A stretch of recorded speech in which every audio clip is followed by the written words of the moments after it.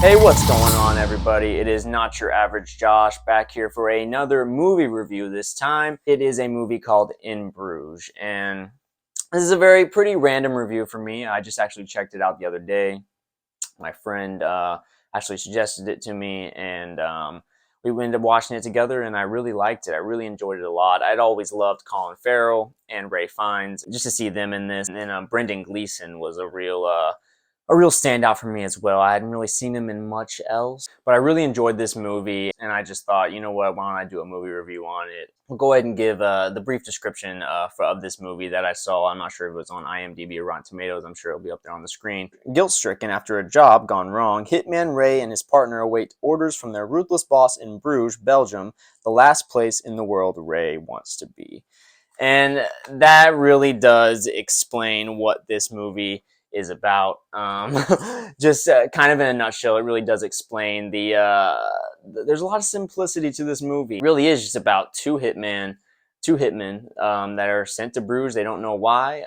The majority of this first act, I'd say the entire first act, really, first 30 minutes, maybe even more, is really just them hanging out, waiting to get orders from their boss, which we don't know yet is Ray Fiennes.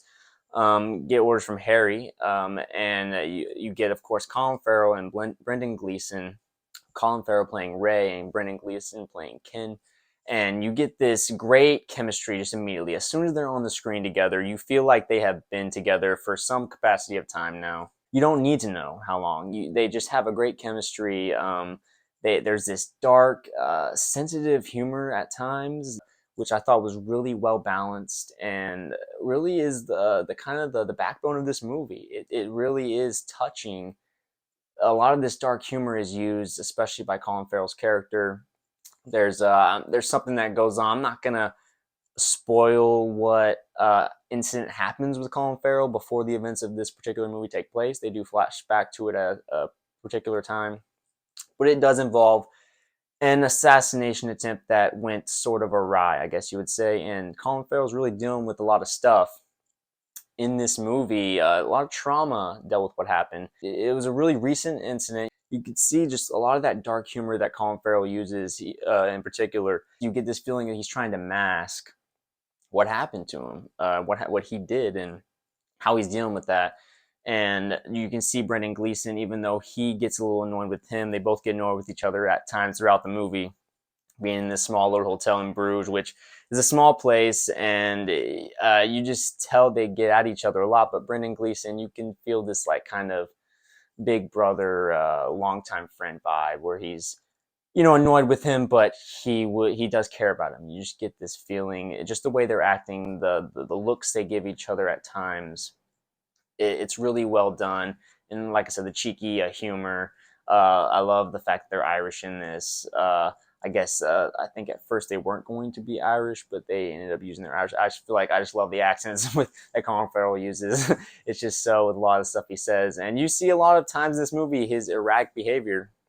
There's this one sequence, I'd say, for a good portion of the second act where Colin Farrell's supposed to be Ray, is supposed to be keeping a low profile, and you just he ends up going out, and a lot of stuff ends up happening. He punches a guy. I think hits a guy in the eye, makes him almost lose an eye.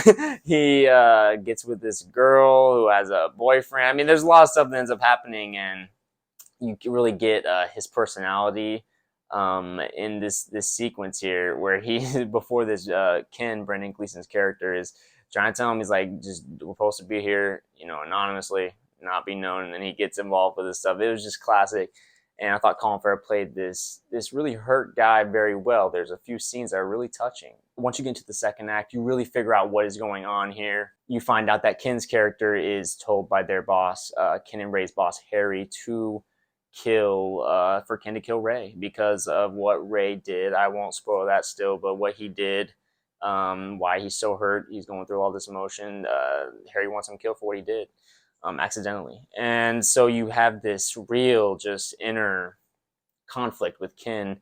He's a hitman, and this is what he does for a living, but now he has to kill his partner, and you can tell because of this care he has for him that he doesn't want to do it. And then I love how the second act just gets more emotional and emotional, and you end up having Ray. Ken is going. I love the fact that when Ken is going up to Ray in the park, if you've seen this, you know what I'm talking about. He goes up to him in the park with the gun out, silencer on, ready to take him out. He was going to do it, but then he sees Ray about to shoot himself in the park. And there's this moment of I mean, if Ray hadn't done that, Ken might well have killed him. But once he sees him do that, it was almost, you just really know he cares for him in that moment, because he's a hitman, so he was going to do his job, what he's supposed to do. But he just couldn't do it, especially once he sees he was going to take his own life. He just has this, I think, not disappointment, but just sadness, where he just couldn't go through with it. They end up trying to get Ray out of town on the train, but then what Ray did on one night when he was going on a date, he punches this guy in an argument at a restaurant, and then he ends up coming after him with a police officer to put him in jail and back in Bruges. And then, of course, if you've seen this, you know, Ray Fiennes officially makes his appearance. He had been on some phone calls, not showing his face for the first 2 acts, and you get revealed that he is Harry. And he has one of the most iconic lines, I'm sure I will insert here.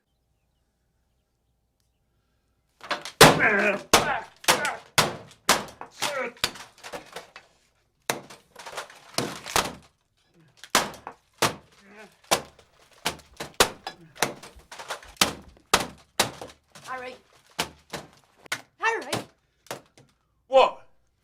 It's an inanimate fucking object. You're an inanimate fucking object! That is one of the most iconic lines, I think, of any movie, honestly. After watching it, I had already heard the line before ever seeing this movie, and now I know what it's from.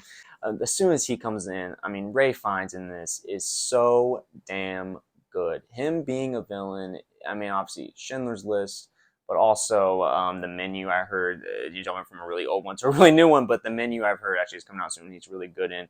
But this is really, I think, maybe the only other one besides Schindler's List I've seen him be a villain in, maybe. I don't know. There might be some others I'm forgetting about. But him in a villain role, you can tell he just relishes it. And in this movie in particular, I wouldn't say he's a out-and-out evil villain. I would say, yeah, he's a bad guy who does fucked up shit. He has people that are hitmen go out and do jobs for him and stuff like that. But I don't think he's necessarily straight up evil. I think he's a bad guy who has codes. And that's one of the things I liked about his character. He had layers to him. He ended up going to Bruges when he finds out that Ken did not kill Ray. And because of his code, because of, again, I'm not going to spoil what happened, but what Ray did, Harry is not going to let him live. He just has a code where if he did what Ray did, he would take himself out. Then once he gets to Bruges, you have this whole third act happening. You have this great sequence. I love the scene with Ray Fiennes and Brendan Gleeson sitting at this little outside diner or cafe, if you will, in Bruges. And one thing I will say I haven't really mentioned yet, which is shame on me, honestly. First of all, Martin McDonagh was a great director here. Just the way this was filmed, the cinematography is so beautiful. The fact they actually filmed this in Bruges, went to a lot of actual historical places for a lot of this. I love the commentary on religion at times. They go into some churches. And the fact that they play this little funny commentary of how Harry loves Bruges, and they just play. There's a lot of little funny, dark humor woven throughout this that really carries it a lot for me in moments where Harry is on the phone talking to Ken a lot of times, and you find out, you know, obviously they're bringing Ray here to eventually assassinate him here, and this was Harry giving Ray a gift to be, he can spend his last days in Bruges. Bruges is so great. And of course, Ray is like the complete opposite. He hates Bruges. There's nothing to do here. But for me personally, I would have loved to be in Bruges. Like just watching this movie, the cinematography, the way they filmed it, there's so many beautiful historical buildings and just the landscape, some of the taller buildings, the fact there is less people, it just feels nice and homey, but just beautiful and artsy, and also just a place that probably would have some good food. It just seemed like a really beautiful place. And so that brings me back to the third act, that moment where you have Ray Fiennes and Brendan Gleeson in the middle of for this place, a pretty crowded square, I guess you'd say, in this little cafe area.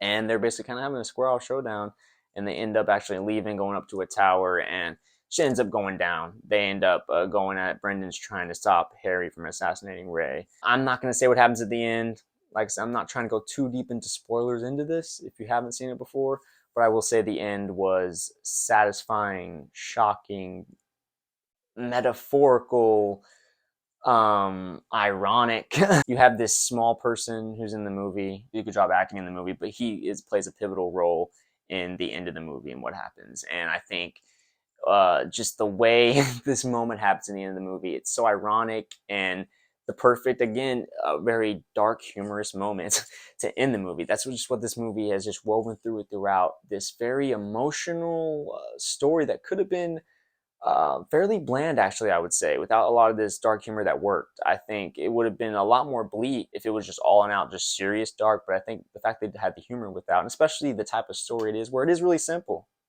Like I said, the first 30 minutes, you're just hanging out with these guys, Ray and Ken, and getting to know them. And I think that really benefited from how the movie ends and your care for those characters, because these three characters are the main ones you're following. You do have a love interest that Ray ends up getting on that crazy night I was briefly mentioning about. And she is with him near the end, and you do get a sense that they both love each other. I would say go check it out if you've never seen it. If you're a fan of cinema at all, I think this is brilliantly directed. The screenplay is off the charts. The intricacy of it, even though there's few characters, really few main characters you're with, it does have this woven, people's past intersecting, creating a great combustible story there where shit could go crazy. I thought that was done very well. The script is very tight and well done. It's not too long a movie. I thought the pacing was very well done for a kind of a, at times it's a little bit of a, at first I'd say maybe I don't know, slow burn is the right word for it. The movie gets off to a little bit of a trot, and then it starts to slowly get its pace, and once you start to know what's going on, it starts to just go at its own pace, and you don't really even notice it. You're just watching the movie and seeing what happens. At least for me, that's how I felt. Ray Fiennes, I mean, one of his best roles. I mean, I haven't seen much that I can remember, I can call from right off my head. But this was one that immediately etched in my brain. Colin Farrell, one of his best performances, I believe. I mean, he is great in this. And Brendan Gleeson, I need to see more from him because he is a great actor as well. This was a good, tight, character-driven movie, really. And because the characters were so strong, the story really benefited from that. As you can see, I don't really have much, if any, negatives with this movie. I really did love and enjoy this movie thoroughly. So I'm going to give In Bruges. I think I'm actually going to do it. I think I'm going to do it. This is my first time with this movie, or this is my first time with the movie. I'm going to give In Bruges a rating, my first rating of a 10 out of 10. But yeah, that is my thoughts for the most part on In Bruges. I would go check it out. It came out in 2008. Yeah, you can go check it out on Amazon Prime right now. I think there's like Freebie or something like that. It has a free thing, but if not, go out and maybe rent it or buy it on demand or some shit. Or just go see if it's on streaming at some point, because this is a really good movie. That is it for this movie review. If you're looking for more videos soon, like, comment, subscribe, do all that fun stuff. Follow me on my socials, TikTok, Snapchat. I'll post content on there from every now and then, but most of my content will be on this YouTube. So I appreciate anyone that is watching this, doing any of that stuff that I mentioned. Like, comment, subscribe. I appreciate it all. I'm just a beginner YouTube here. Trying to make it happen, just having fun doing this, when I'm not working. So I appreciate anyone out there who's watching this, and I will catch you guys next time.